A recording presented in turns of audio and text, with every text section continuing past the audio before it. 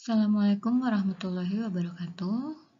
Saya akan menyampaikan materi pertemuan ke-12 untuk mata kuliah pemrograman berbasis web, yaitu mengenai REST API. Apakah yang dimaksud dengan API? API atau Application Programming Interface adalah suatu kontrak atau spesifikasi yang mengizinkan dua atau lebih aplikasi untuk saling berkomunikasi melalui suatu antarmuka. Gambar berikut mengilustrasikan bagaimana suatu klien berinteraksi dengan server melalui REST API, di mana klien apapun, baik mobile client, web client, ataupun desktop client, dapat berinteraksi dengan server, yaitu dengan mekanisme GET, POST, PUT, dan DELETE, dan server mengembalikan respon dalam bentuk data yang dapat dibaca klien dengan platform apapun, pada umumnya berupa JSON atau XML. Nah, untuk JSON ini sudah kita pelajari pada pertemuan sebelumnya. Di sini klien tidak perlu tahu detail apa-apa saja yang dilakukan di dalam REST API atau kode-kode apa saja yang ada di dalamnya. Klien hanya perlu tahu bagaimana cara berinteraksi dengan API tersebut. Kemudian, apa sih yang dimaksud dengan API Contract? API Contract adalah dokumentasi yang menjelaskan bagaimana API bekerja dan bagaimana cara menggunakannya. Pada suatu API Contract, minimal harus ada endpoint URL, action dari setiap endpoint, argumen, dan contoh dari responnya. Misalnya, kita ingin membeli suatu barang di suatu marketplace, jadi aksinya adalah membeli barang ya di sini. Nah, endpoint apa yang diakses? Misalnya Tokopedia, Bukalapak, atau Shopee. Kemudian argumen apa yang harus diinput? Contohnya yaitu nama item, jumlah itemnya, nama penjual, pilihan pengiriman, dan cara pembayarannya. Lalu apa respon yang diharapkan? Contohnya apakah oke, out of stock, item tidak tersedia, atau penjual sedang libur, dan lain-lain. Berikut contoh dokumentasi dari Google Drive API yang dapat diakses dari link berikut. Nah, dalam dokumentasi tersebut terdapat detail link endpoint untuk setiap aksinya beserta argumen dan contoh responnya.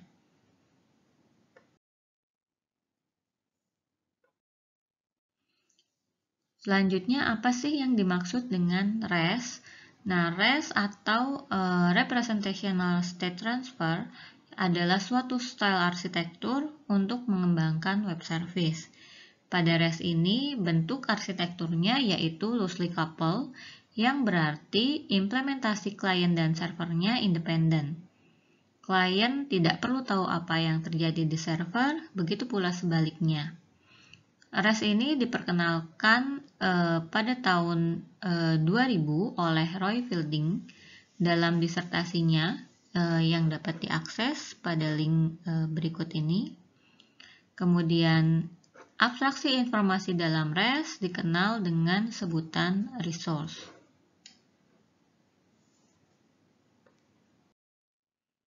Contoh dari resource yaitu sebagai berikut. Bisa berbentuk dokumen, image, ataupun JSON. Biasanya, resource dari suatu REST dalam format JSON atau XML yang memang dapat dibaca oleh klien dari platform apa saja. Dalam REST ada 6 syarat atau constraint arsitektural yang perlu dipenuhi, yaitu uniform interface, client server, stateless, cacheable, layer system, dan code on demand, yang akan dijelaskan satu persatu pada slide selanjutnya. Yang pertama yaitu uniform interface, artinya antarmuka yang digunakan untuk mengakses setiap aksinya harus seragam atau konsisten. Satu resource hanya memiliki satu alamat link saja untuk mengaksesnya, dan sebaiknya nama metode untuk mengaksesnya pun konsisten. Contohnya, nama metode untuk mengubah suatu field dari database diawali dengan prefix edit, dan seterusnya. Tujuan penggunaan interface yang seragam ini yaitu untuk memudahkan developer mengakses keseluruhan API.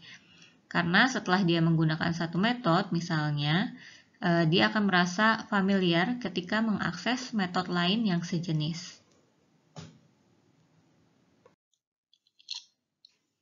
Kemudian yang kedua yaitu client-server.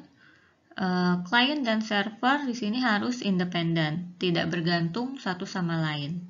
Yang terpenting adalah klien dapat mengakses server hanya melalui link yang telah ditentukan saja untuk suatu aksi tertentu. Yang ketiga yaitu stateless. Ini sesuai dari mekanisme HTTP di mana state request dari kliennya tidak tersimpan. Setiap request sifatnya independen, tidak ada history, yang berarti setiap melakukan request berarti membuat state yang baru dan tidak mengingat state sebelumnya. Oleh karena itu, setiap request dari klien ke server harus memuat semua informasi yang dibutuhkan untuk memahami request yang dilakukan. Jadi, klienlah yang bertanggung jawab untuk menyimpan dan menangani session terkait informasinya masing-masing. Adapun manfaat dari statelessness ini, yang pertama yaitu scalable, yang berarti memungkinkan untuk menangani banyak user yang mengakses API secara bersamaan dengan memanfaatkan banyak server. Ketika menggunakan lebih dari satu server, setiap servernya dapat secara independen menangani request karena tidak ada dependensi antar request. Kemudian keuntungan selanjutnya yaitu less complex, karena tidak perlu menyimpan semua state dari request. Keuntungan selanjutnya yaitu cacheable, karena setiap requestnya independen, maka hasilnya dapat disimpan di cache. Selanjutnya yaitu cacheable. Untuk cache sendiri sudah pernah disinggung sebelumnya ya. Caching adalah kemampuan untuk menyimpan kopian data yang sering diakses. Dengan cache ini bisa meningkatkan performa dari sisi klien dan mengurangi load dari sisi server. Berhubungan dengan statelessness sebelumnya, karena setiap requestnya independen, maka hasilnya dapat disimpan di cache. Constraint yang kelima yaitu layer system.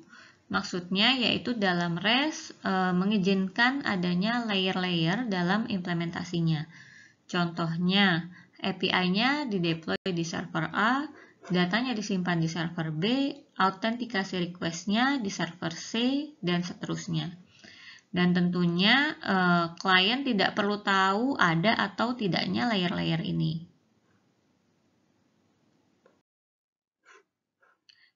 Kemudian yang terakhir, ini hanya opsional, yaitu code on demand. Biasanya, respon dari suatu API yaitu dalam bentuk JSON atau XML yang merupakan representasi statis dari resource. Namun, REST tetap mengizinkan adanya kode yang dijalankan jika memang dibutuhkan. Misalnya, API untuk mengubah tema halaman.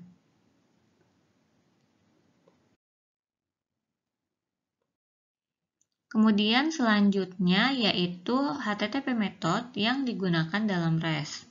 Sebenarnya metode yang digunakan sesuai dengan operasi CRUD atau create, read, update, dan delete. Yaitu di sini ada post method yang berarti operasi untuk create, kemudian get method yaitu operasi untuk read, put atau patch method yaitu operasi untuk update. Di sini bedanya put dengan patch yaitu pada metode put dilakukan update-nya secara keseluruhan, sedangkan pada metode patch update-nya hanya sebagian saja. Kemudian selanjutnya ada delete method, yaitu untuk operasi delete.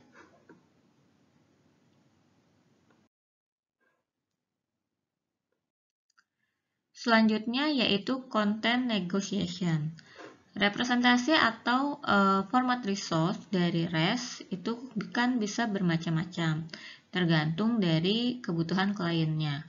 Oleh karena itu, terdapat content negotiation di mana klien dapat meminta representasi atau format yang sesuai dengan yang diinginkan. Contoh representasi atau format dari suatu file yaitu misalnya file landscape.png, representasinya yaitu image PNG. Kemudian data.json, representasinya yaitu application JSON. Preview.pdf, representasinya yaitu application PDF. Dan data.txt, representasinya yaitu text plain. Untuk tipe dari content negotiation ada dua, yaitu server driven jika algoritma penentuan representasi kontennya dilakukan di server. Dan jika penentuan representasinya dilakukan di klien, maka disebutnya adalah client driven. Yang biasanya digunakan yaitu client driven karena representasi itu kan harus sesuai dengan keinginan kliennya. Jika ditentukan di server, nantinya akan membuat asumsi mengenai representasi apa yang sebenarnya diharapkan oleh klien. Oleh karena itulah, content negotiation ini lebih sering ditentukan pada sisi klien. Caranya yaitu dengan menggunakan HTTP header atau bisa juga dengan menggunakan URL pattern. Cara yang pertama untuk content negotiation yaitu menggunakan HTTP header. Pada HTTP header, untuk setiap request dari klien terdapat property content type, yaitu klien memberitahu server representasi dari request tersebut. Contohnya application JSON. Terinspirasi dari itu, untuk content negotiation digunakan property accept, yang berarti klien memberitahu server representasi apa yang diharapkan sebagai responnya. Contohnya isi property accept yaitu application JSON yang berarti klien mengharapkan respon dengan representasi berupa JSON. Cara yang lain yaitu menggunakan URL pattern. Misalnya pada contoh yang pertama ditambahkan URL .xml yang berarti representasi respon yang diharapkan dalam bentuk XML. Sedangkan pada contoh kedua ditambahkan .json yang berarti representasi respon dalam bentuk JSON. Selanjutnya yaitu HTTP response code. REST menggunakan status line sebagai bagian dari pesan HTTP respon untuk menginformasikan klien hasil dari request-nya. Untuk sintaks dari status line-nya yaitu seperti ini. Status code-nya terdiri dari 5 kategori. Jika diawali dengan 1 artinya informational, berarti informasi mengenai transfer protokol level. Contohnya request diterima server tetapi masih belum di-reject, masih proses. Kemudian status code diawali dengan 2, artinya request dari klien diterima dengan sukses. Kemudian status code diawali dengan 3, berarti redirection. Contohnya URL yang di-request sudah diubah secara permanen dan akan di-redirect ke halaman yang baru. Kemudian status code diawali 4 berarti client error, sedangkan yang diawali 5 berarti server error.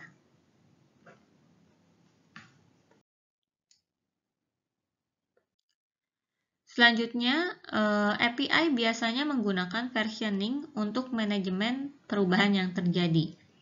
Ada 2 tipe perubahan, yaitu breaking change dan non-breaking change. Breaking change contohnya yaitu perubahan pada format respon, perubahan tipe data request atau respon, dan penghapusan bagian dari API. Jika terjadi breaking change, maka harus mengubah major version number-nya.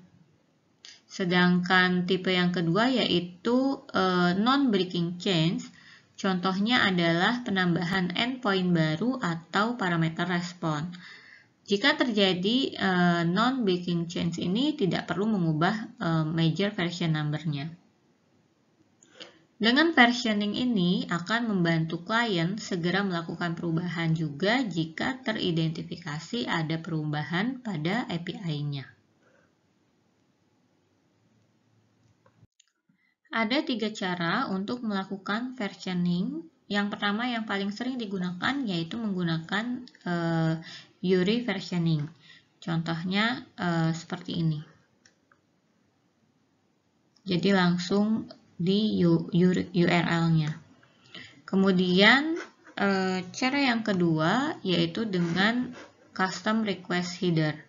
Contohnya ditentukan accept version-nya apakah versi 1 atau versi 2. Kemudian cara yang ketiga yaitu yang lebih kompleks menggunakan accept header.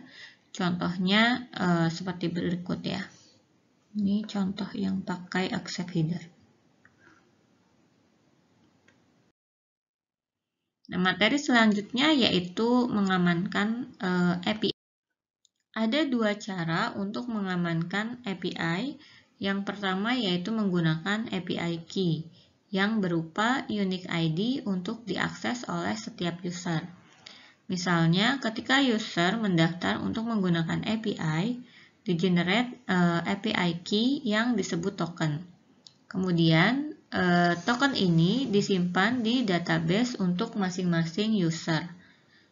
Setiap user mengakses API harus menyertakan token ini dalam header sebagai API key-nya.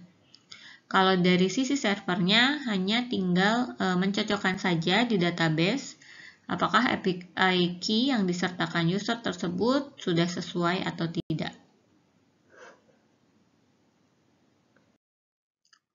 Cara yang kedua yaitu menggunakan JSON Web Token yang merupakan cara standar untuk merepresentasikan identitas user secara aman dengan interaksi 2 arah.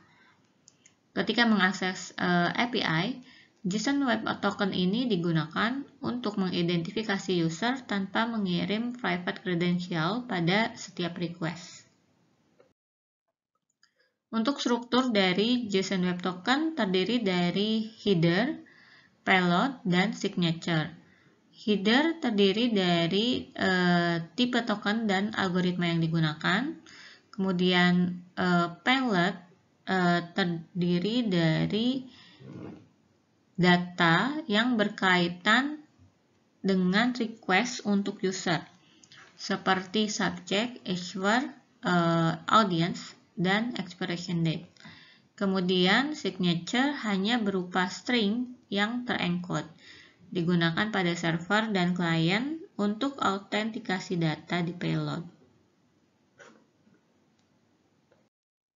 Sekian materi yang dapat saya sampaikan mengenai REST API.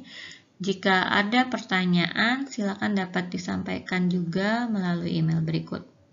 Terima kasih, semoga bermanfaat. Assalamualaikum warahmatullahi wabarakatuh.